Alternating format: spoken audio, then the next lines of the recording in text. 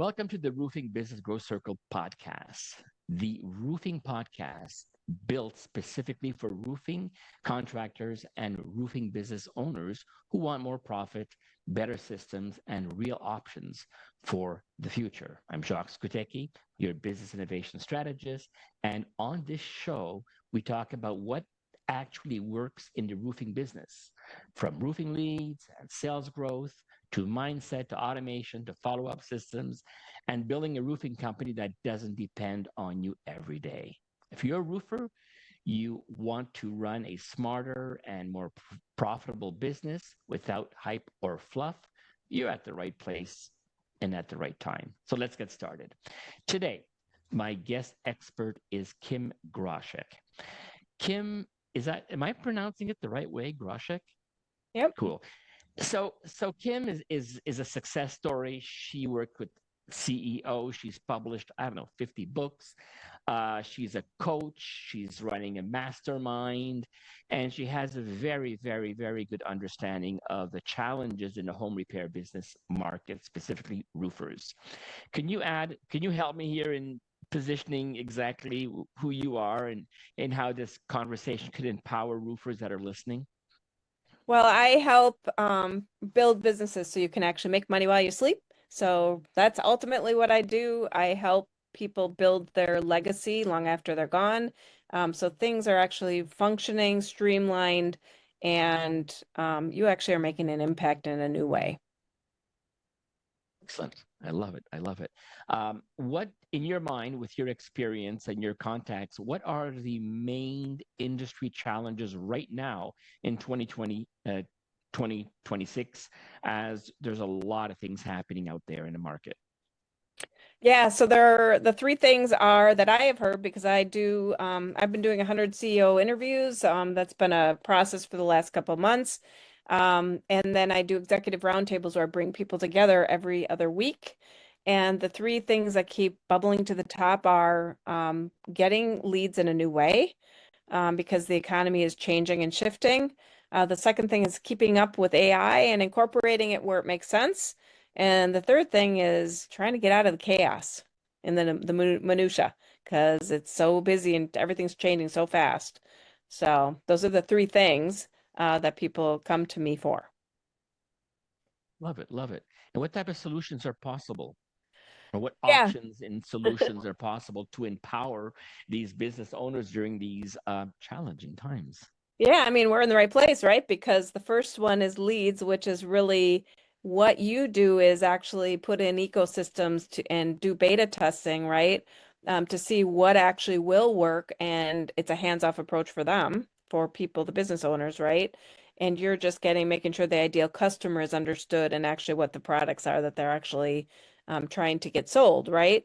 So you are one good example of an approach to putting an ecosystem in place. So it's actually putting those ecosystems in place that make sense, that actually reach to the right places and do testing around it. There's many different things, but that's one example. So that's one solution for the leads. For the AI, this is really where my heart is really into AI.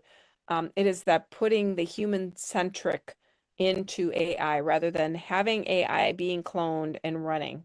You want to still actually be making decisions. So you want to be approaching AI in that way. So when you put in the AI solutions, which is another ecosystem, and I'm sure you've incorporated some of those into your methodology as well, Jacques. But for just AI in itself, because AI can be across the business, right? Putting all your business processes, is that you are making the decisions. Knowing you always step back and saying, did I make that decision or did AI make the decision? Making sure that that's actually the way it's designed in your business, because otherwise it is that AI is running your business, and that's not what you want. You want the ecosystem to be put in place so that it's functioning and you are still that decision maker. You're the human aspect of it. Your humans are doing the work that make the decisions because you're the mind behind it all. That's really, really important. And it's harder to do it that way, but it's the best way to do it because you actually are actually you are your passion. And AI is not a passion. It's just a system. So that's the second thing. I actually have a human OS intelligent suite that all of my knowledge is in it, but it is actually designed so that it actually guides you through my 35 years of experience where I go into companies and really shift people. But it takes that experience and guides people so they make the decisions themselves. They're making the decisions through that. So that is really just it's something that I stand for. Not all that's where you have to watch when you're actually getting trained by this and how you're actually setting things up. And I'm going to go back to the leads just to say this, knowing that business processes are entirely everything and knowing that things are changing in the world, it is always that you test out the leads part first before you make any adjustments to your entire business process systems. Instead of many times I see people coming to me and they want to stay in the business and design the business and design the product and design, keep on doing something in the business, which is fine to focus on that. But you really, when you want to make a shift in your end-to-end standard operating procedures, right, on how things work and run, it is that you are actually making the shift on your leads end first so that you can actually see if it's going to even work first, because that's where the money is, which is where your business is. Business equals money, right? And that's how you'd actually, I'd recommend that's how it works. And that's how I work with my clients. It's that front end piece, market research, right? Getting that leads, understanding all of those things and the A/B beta testing, right? To make sure that it matches what the client needs or the customer needs, because that's who you're doing it for. And the last thing is the biggest thing, and this is the biggest reason why people come to me, is being in the minutia, being in the chaos, working 24 hours. Sometimes people don't even sleep. And Wow. what I do is I help people get focused and get stuff off their plate and focus on those things that they don't even know they need to focus on, but in small bits. So it's not so much because it's like I know when you try to shift that and get focused, you want to keep doing all those things, right? Because we all are creative people and that's why we are successful in our businesses because we can do a lot of multitask and do a lot of things, but we have to sometimes let things go to the side for a while and learn to put in the things that maybe need to change or are different that we've never done before. So I have this time box, I call it a modality time box approach. And I always teach people to do 15 minutes of something that gets results that's new. So you can get used to doing it, doing that new behavior, that new thing, right? Because it always takes 21 days to do something new. But you continue to keep the lights on with the other stuff, but we talk about what you get off your plate. So that is really the biggest thing that people come to me for, the biggest problem. I said it the third thing, but it's really the first thing that is the problem. And many people don't bring it up right away though, but many people do. So it just depends. But that is the biggest thing that actually help people move to. And usually within 90 days, there's such a shift in their whole business and their whole day and their whole personal life that they continue on. There's, I mean, it's such a relief for people because of all the things that are changing in the world. Love it. Love it. How do you implement this? The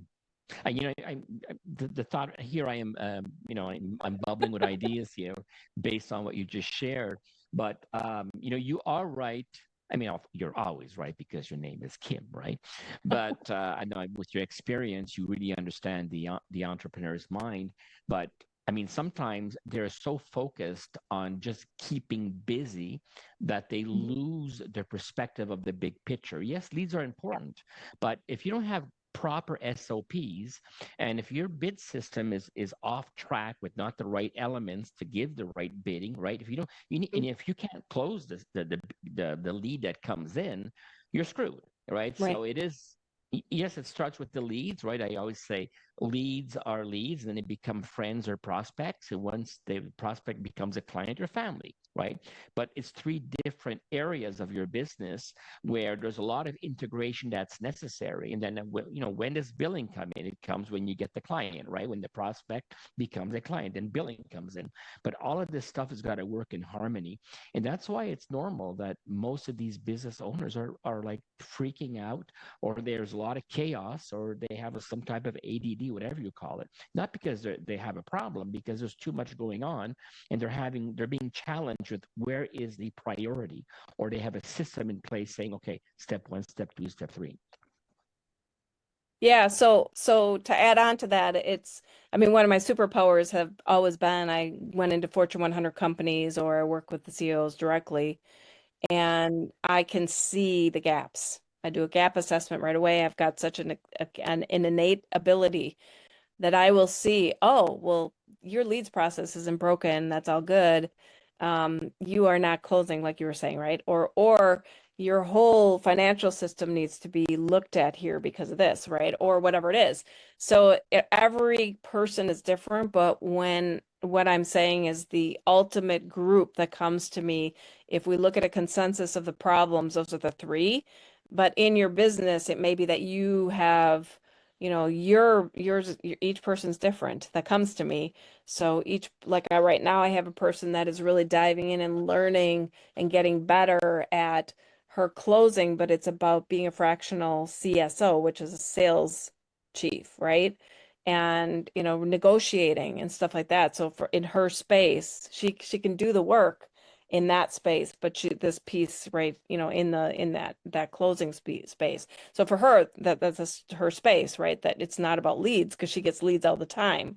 It's about going through the process. This is a gap here, right? So that's what I do with people right away, is I will have a first conversation with that person and see what are you dealing with, and I'll see it right away, and I'll say, this is where we need to work. We need to focus on getting your team built up, or you built up, right, depending upon where you are. It may not even be leads, but what people have been coming to me in the roundtables are the concern around the shifts in all over, right, and how it's impacting how they are getting leads. That's just one of the problems that I've heard. So, we covered a little bit solution and implementation, but Mhm. where is the click in a business owner's mind, and when does that click occur to say, oh my God, I have to implement something? When can you make that? When is the aha moment, or how can you create that aha moment in a business owner saying, oh God, I really have to, implement something? Because we talked about, Yeah, so different solutions. yep. Yeah. So, I mean, there's always an art, right? You're in the strategy, which is the art, which is what I do. I'm a strategy coach. Or and then there's the move into implementation, which is what you do, right? And you make sure the systems are in place. But when it happens with the person I talk to is right away, because I communicate it to them. I tell them. And that's Got it. one of the things which people do not have is communication skills. No, Sometimes you're we're joking. afraid. I mean, we're walking in this world. I'm not saying my clients, but what I am saying is, in general, Yeah. people are walking in mental telepathy, right? Because this is what's doing the job. Or it is that we are making a lot of assumptions that that person next to me knows what I'm thinking, to mental telepathy. So it is that I teach that you need to still communicate what your agreements are together, because you are agreeing something maybe different in your filtered understanding than the person next to you. So you have to, and I teach this very specifically, that you need to articulate this stuff. Now I'm going to say one more thing. I'm actually leading a group going to the Camino, and I'm bringing this up because my co-leader told me he's done it 3 times, and he told me many times because I'm going to be teaching people before for 6 months to get in shape and do the leadership skills and the mindset shifts, because when you get on that spiritual walk for 2 weeks, you're walking 15 miles or more. It actually is a big journey. And when he would go on, he said, one of the problems is people said they're afraid to communicate this, that, the other thing. And that's the biggest transformation people have, is that they learn that the simplest thing is to do is communicate. And learn how to listen, right? And that's part of communication. Yes. Love it, love it. Yeah. So, what do you think are the future trends out there in the home repair service market, or specifically roofers? What's going to happen in the next couple of years to make sure that they stay in business, they become more profitable, and and grow? Yeah, I mean, I'm actually, that's why I'm doing the 100 interviews right now. I'm actually trying to gather that information from people that are doing the right things, that are growing their business. And so that I'm sharing this whole report with all the different executives across the board, so that people that are struggling can actually leverage some of that knowledge. I cannot predict it because everything is going so fast. I mean, yeah, I actually can predict things, but I'm not going to go into that. Because I predicted 20 years ago where we are today is where we'd be. We're actually a little farther along than I predicted, but I actually had predicted it. It was pretty wild. But I'm saying this because it isn't my place to predict exactly what's going on. That's why I wanted to go through this process of interviewing the people that are in the trenches, knowing what's going on, knowing what they're experiencing. And from that, everyone that's participating will get a final report with my knowledge after I do that assessment. So I'm in the middle of that. Oh, cool. Thank you. Thank you for sharing that, giving us this different insight on what the future could look like, or what the trends may look like. So we have to follow you and to find out what they are. Yeah, I mean, if anyone's interested in it, you can go to my website, kimgroshek.com. You can book a call with me to learn more about this, to participate, because I'm sure that each one of you, have something really good that's happening in your business that is going to be potentially important to build into that report. But also, you can take a quiz and figure out where you are, baseline yourself, where you are in the process of these three solutions that we talked about. Cool. Well, thank you. That's your offer. I mean, this is a great offer. So I want to say thank you for sharing your insight. Is there anything you wanted to add before we end this podcast? Well, there's a lot I can add, right? Always something the person can add. But here's the thing. I'm going to leave these 4 words.